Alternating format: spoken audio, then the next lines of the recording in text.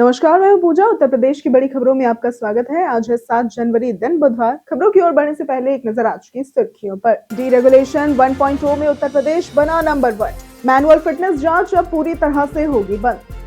जनवरी में यूपी में आयोजित होंगे 5 प्रदेश स्तरीय रोजगार मेले। 45 लाख घरों तक पहुंचेगा पेयजल कनेक्शन।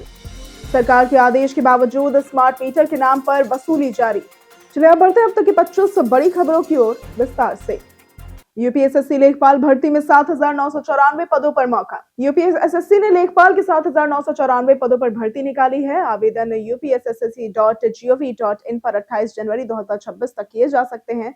ओबीसी पद बढ़कर 2,158 हो गए हैं। इसके लिए पात्रता यूपी पेट स्कोर, 12वीं पास, आयु 18 से 40 वर्ष, चयन पेट मेरिट, लिखित परीक्षा व अन्य चरणों से होगा। सैलरी 21,700 से 69,100 रुपए प्रति माह होगी। डीरेगुलेशन 1.0 में यूपी बना नंबर 1। मुख्यमंत्री योगी आदित्यनाथ के नेतृत्व में उत्तर प्रदेश ने केंद्र के डीरेगुलेशन 1.0 कार्यक्रम में देश में पहला स्थान हासिल किया। सभी 23 सुधारों को पूर्ण लागू कर यूपी ने भूमि निर्माण, श्रम, यूटिलिटी और अनुमतियों में बड़े सुधार किए। Single window, digital land bank और श्रम सुधारों से यूपी निवेश अनुकूल बनकर $1 ट्रिलियन अर्थव्यवस्था की ओर तेजी से बढ़ रहा है। मैनुअल फिटनेस जांच अब पूरी तरह से होगी बंद।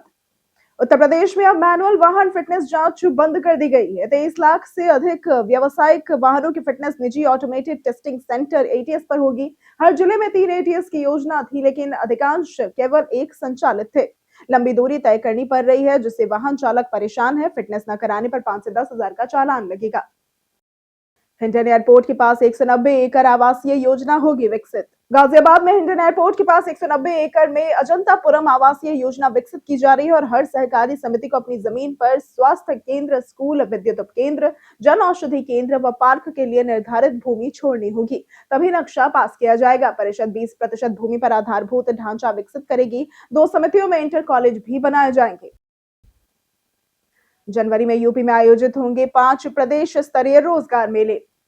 उत्तर प्रदेश में जनवरी में 5 प्रदेश स्तरीय रोजगार मेले आयोजित किए जाएंगे, जिनमें 100 कंपनियां और प्रत्येक मेला 20,000 युवाओं को रोजगार उपलब्ध कराएगा। लखनऊ, मुजफ्फरनगर, झांसी, गोरखपुर और वाराणसी में युवाओं को आमंत्रित किया जाएगा। राज्य सरकार का उद्देश्य स्थानीय रोजगार बढ़ाना, पलायन रोकना और कौशल प्रशिक्षण के जरिए उद्योगों से जोड़ना है।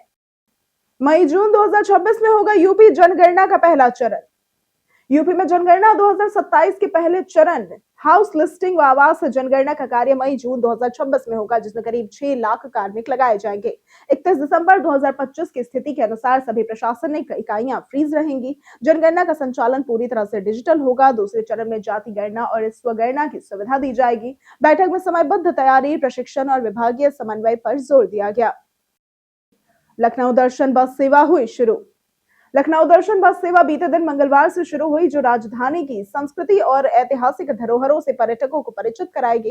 इलेक्ट्रिक डबल डेकर बस सुबह या शाम के टूर पैकेज में उपलब्ध है। बच्चों के लिए 400 और वयस्कों के लिए 500 रुपए। प्रमुख स्टॉप है राजभवन, हजरतगंज रेजिडेंसी, विधानसभा, उत्तर प्रदेश दर्शन पार्क, अंबेडकर पार्क इत्यादि। पैकेज में प्रवेश और हल्का जलपान भी शामिल है। 45 लाख घरों तक पहुंचेगा पेयजल कनेक्शन। उत्तर प्रदेश में अमृत 2.0 योजना के तहत 45 लाख घरों को पेयजल और 7.59 लाख घरों को सीवर कनेक्शन दिए जाने हैं। अब तक पानी की 309 परियोजनाओं में से 20 लाख घरों तक कनेक्शन पहुंचा। सीवर में 23 में से 4.27 लाख घर जुड़े। बरेली व कानपुर में नई परियोजनाएं शुरू हुई हैं। अयोध्या में 24/7 पानी, महिलाओं को प्लांट संचालन व जांच में शामिल किया गया। डीपीओ बीआरसी रिक्तियां बढ़ा रही शिक्षकों का बोझ।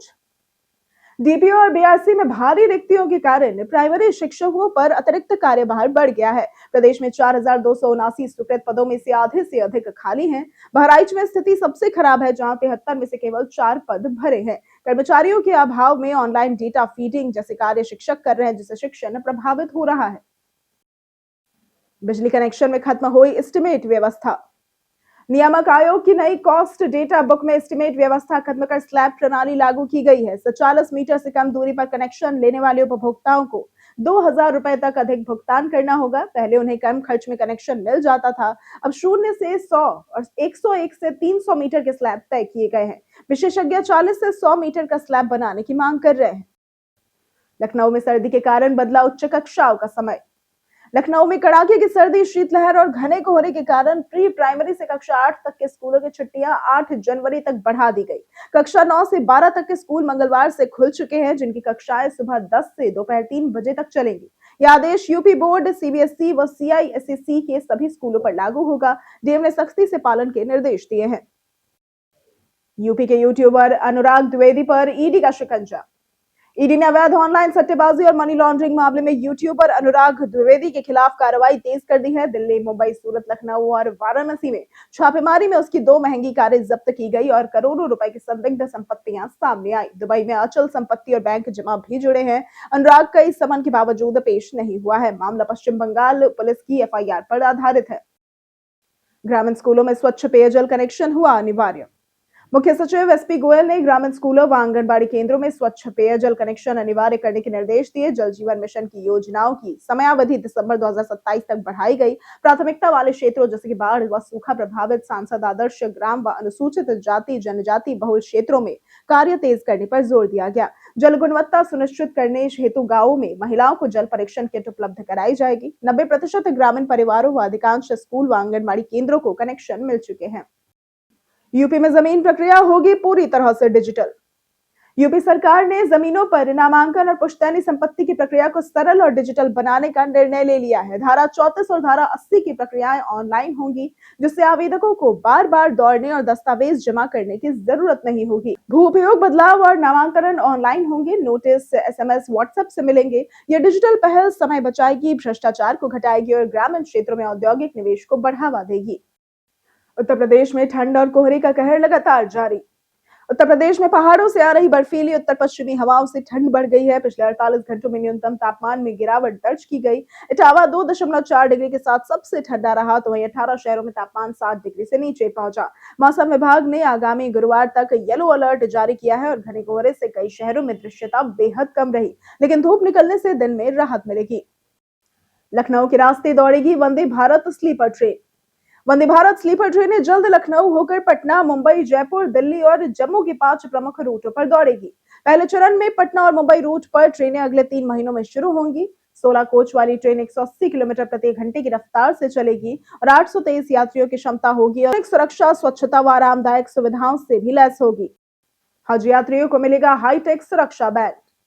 हज कमेटी ऑफ इंडिया ने हज 2026 के लिए सभी भारतीय यात्रियों हेतु अनिवार्य स्मार्ट बैंड की व्यवस्था की है।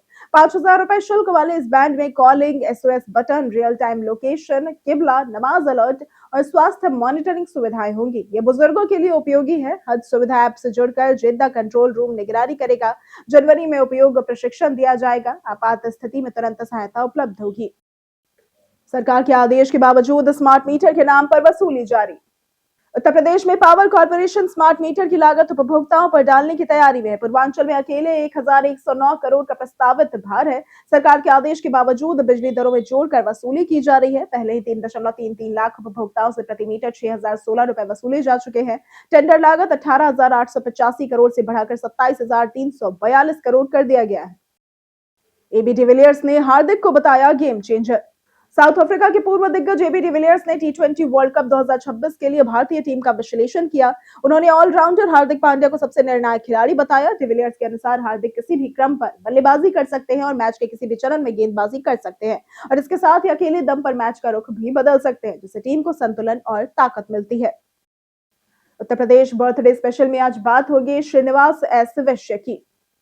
श्रीनिवास एस वैश्य मथुरा उत्तर प्रदेश के जन्मे एक प्रतिष्ठित भारतीय चिकित्सक हैं। उन्होंने गोवा और सूरत के मेडिकल कॉलेज से शिक्षा प्राप्त की। दमन और दीव केंद्र शासित प्रदेश में 33 वर्षों तक स्वास्थ्य सेवाओं में कार्य किया और पहले निदेशक बने। उनके नेतृत्व में शिशु मृत्यु दर घटकर 14 हुई। उन्हें 2012 में पद्मश्री से सम्मानित भी किया गया। उत्तर प्रदेश पर्यटन में आज बात होगी काशी विश्वनाथ मंदिर की। काशी विश्वनाथ मंदिर वाराणसी उत्तर प्रदेश में स्थित भगवान शिव को समर्पित एक प्रमुख हिंदू तीर्थ है और 12 ज्योतिर्लिंगों में से एक है। इसका इतिहास कई विध्वंस और पुनर्निर्माण से जुड़ा है। वर्तमान मंदिर का निर्माण 1780 में अहिल्या भाई होलकर ने कराया। 2021 में काशी विश्वनाथ धाम कॉरिडोर बनने से श्रद्धालुओं की संख्या में भारी वृद्धि हुई। देश में हर तीसरे भारतीय को हाइपरटेंशन की समस्या। एक सर्वे के मुताबिक देश में हर तीसरे व्यक्ति को हाइपरटेंशन है। विशेषकर शहरों के युवा और पुरुषों को। पीजीआई और अन्य शहरों के 41,370 लोगों पर सर्वे में 29.8% में उच्च रक्तचाप पाया गया, जिसमें 33.2% पुरुष और 27.2% महिलाएं शामिल थी। तनाव, जीवन शैली, बाजार का खान पान और मोटापा मुख्य कारण है। कड़ाके की सर्दी में दिल संबंधी बीमारियों से रोज करीब 7 लोगों की मौत हो रही है। बिजली कर्मचारियों की देशव्यापी हड़ताल घोषित। बिजली निगम के अभियंता और कर्मचारी 12 फरवरी को निजीकरण और इलेक्ट्रिसिटी यानी कि अमेंडमेंट बिल 2025 के विरोध में देशव्यापी हड़ताल करेंगे। विद्युत कर्मचारी संयुक्त संघर्ष समिति ने इसका ऐलान किया। मुख्य मुद्दे हैं बिजली का निजीकरण, श्रम संहिता, निविदा कर्मियों की नियमितीकरण, पुरानी पेंशन बहाली और सार्वजनिक क्षेत्र का निजीकरण। आंदोलन लगातार 404 दिन से जारी है। ओटीएस योजना का दूसरा चरण शुरू। बिजली विभाग की एक मुश्त समाधान योजना यानी कि ओटीएस का दूसरा चरण शुरू हो गया है। पहले चरण में मध्यांचल विद्युत वितरण निगम ने 970 करोड़ से भी अधिक की वसूली की। अब बकाये पर 20% छूट और मूलधन में भी छूट दी जा रही है। योजना 31 जनवरी तक चलेगी और पंजीकरण अनिवार्य है। कई कारणों से दर्ज है भारत के इतिहास में आज की तारीख। 1981 में कृष्णन शशिकिरण का जन्म हुआ था। ये भारत के जाने माने शतरंज खिलाड़ी हैं। 1979 में बिपाशा बसु का जन्म हुआ था। ये एक हिंदी फिल्मों की अभिनेत्री थी।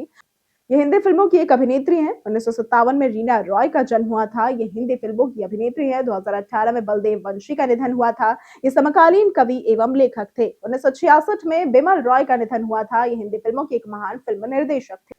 हम प्रतिदिन आपसे 5 ऐसे जरूरी सवाल और उसके जवाब बताएंगे जो कि यूपीपीएससी जैसी अन्य प्रतियोगी परीक्षाओं में काम आएंगे। सवाल इतिहास, यूपी स्पेशल, विज्ञान, करंट अफेयर्स और भूगोल से रहेंगे। पूछे गए 5 सवालों में आपने कितना सही उत्तर दिया, ये हमें कमेंट करके जरूर बताएं। हमारा पहला सवाल है, इनमें से किस दिन हर साल राष्ट्रीय पक्षी दिवस मनाया जाता है? ए 2 जनवरी, बी 3 जनवरी, सी 4 जनवरी या फिर डी 5 जनवरी। इसका सही जवाब है डी 5 जनवरी। हमारा दूसरा सवाल है, इनमें से कौन सा देश चीन को पीछे छोड़कर दुनिया का सबसे बड़ा चावल उत्पादक देश बन गया है?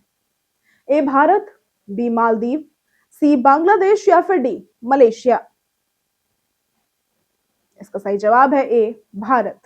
हमारा तीसरा सवाल है, इनमें से किस स्थान पर 72वीं राष्ट्रीय वॉलीबॉल प्रतियोगिता का उद्घाटन किया गया? ए पटना, बी भोपाल, सी वाराणसी या फिर डी पुणे।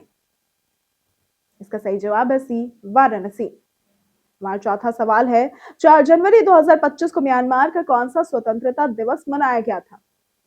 ए 78वां, बी 79वां, सी 80वां या फिर डी 81वां। इसका सही जवाब है ए 78वां। हमारा पांचवा सवाल है, किस वर्ष को भारतीय सेना ने नेटवर्किंग एवं डेटा केंद्रितता का साल घोषित किया है? ए 2026, बी 2027, सी 2028 या फिर डी 2029। इसका सही जवाब है ए 2026। बीते दिन बहुत से लोगों ने हमारे वीडियो को लाइक और कमेंट किया था। जिन्होंने हमारे वीडियो को लाइक और कमेंट किया था उनके नाम है मोहम्मद सिद्दीकी, जितेंद्र कुमार, अजय कुमार, मंजू देवी, स्वतंत्र यादव, अर्जुन कुमार और हुक्म सिंह पाल। इसी के साथ बढ़ते हैं आज के सवाल की ओर। आज का सवाल है, आपके क्षेत्र में प्रदूषण की क्या स्थिति है? आप अपना जवाब हमें हमारे कमेंट सेक्शन में लिखकर जरूर बताएं। आज के लिए सिर्फ इतना ही। उत्तर प्रदेश की तमाम खबरों के साथ बने रहने के लिए देखते रहे डेली यूपी। और साथ ही अगर आप यूट्यूब चैनल पर देख रहे हैं तो चैनल को सब्सक्राइब करें और अगर आप फेसबुक पेज पर देख रहे हैं तो लाइक और फॉलो जरूर करें।